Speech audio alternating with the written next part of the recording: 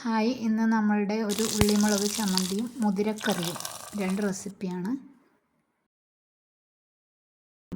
വളരെ പെട്ടെന്ന് ഉണ്ടാക്കാൻ പറ്റുന്ന ഇത് നമുക്ക് ചെറിയ ഉള്ളിയും വലിയ ഉള്ളിയാണെങ്കിലും മതിയാവുന്നതാണ്. എണ്ണയിലിട്ടൊന്ന് വഴറ്റിയെടുക്കണം. ഒരു 8-10 ഉള്ളി അത്ര തന്നെ വറ്റൽമുളക് എടുക്കാം. എണ്ണയിലൊന്ന് ഈ ഉള്ളി ഒന്ന് നല്ലപോലെ ഒരു കളർ മാറുന്നവരൊന്ന് വഴറ്റിയെടുക്കണം.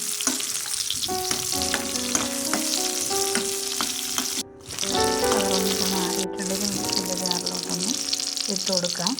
നമുക്ക് കല്ലിൽ വെച്ച് ഇടിച്ചും ചതച്ചും എടുക്കാവുന്നതാണ്. ഇതിപ്പോൾ ഞാൻ എളുപ്പത്തിന് വേണ്ടി മിക്സിയുടെ ജാറിലാണ് ഇടുന്നത്. പിന്നെ അത് എണ്ണയിലേക്ക് നമുക്ക് വറ്റൽമുളക് കൂടി ഇട്ട് കൊടുത്ത് നല്ല സൂപ്പർ ടേസ്റ്റ് ആയിട്ടുള്ള ഒരു ചമ്മന്തിയാണ്.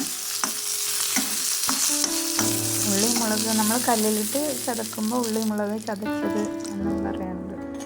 ഇതിപ്പം മുളകും മിക്സിയുടെ ജാറിലുണ്ട്. അതുകൊണ്ട് മിക്സിയുടെ ജാറിലോട്ട് അതിന് ശേഷം നമ്മളൊരു ചെറിയ കഷ്ണം ചേർക്കുന്നത് ഒരു ചെറിയ കഷ്ണം ഞാനൊരു ചെറിയൊരു കഷ്ണം പൊടിയാണ് ഇട്ട് കൊടുക്കുന്നത്. പിന്നെ ഒരു കാസ്പൂൺ കുറച്ചും കൂടി ചേർത്ത് കൊടുക്കുക. കാസ്പൂണ് ഉപ്പും കൂടി ഇട്ട് ഇതൊന്ന് മിക്സിയിൽ നമുക്ക് അരച്ചതിന് ശേഷം കുറച്ചുകൂടി വെളിച്ചെണ്ണ വേണമെങ്കിൽ നമ്മൾ വെളിച്ചെണ്ണയിലാണ് വഴറ്റുന്നതുകൊണ്ട് ആ എണ്ണമയം ഇതിലുണ്ട്. ആവശ്യമാണെങ്കിൽ കുറച്ചുകൂടി ഒന്ന് നമുക്ക് തൂവി കൊടുക്കാം. നല്ല സൂപ്പർ ടേസ്റ്റി ആയിട്ടുള്ള ചമ്മന്തി റെഡി ആയിട്ടുണ്ട്.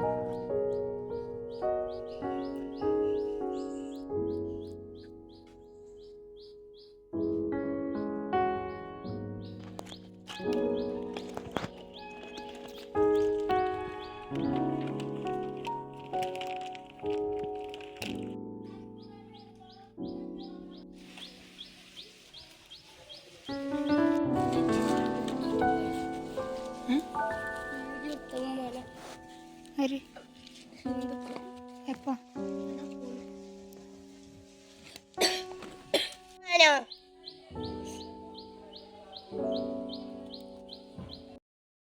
ഇതിപ്പം മുതിരക്കറിയാണ്. മുതിര നമ്മളിപ്പോൾ ഇപ്പലും പോയിട്ട് അത് സപ്ലൈക്കോ മാവേലി സ്റ്റോറിൽ നിന്ന് വാങ്ങിയതാണ്. അപ്പോൾ അത് കഴുകിയിട്ടൊന്ന് കുക്കറിലോട്ട് ഇട്ടിട്ടുണ്ട്.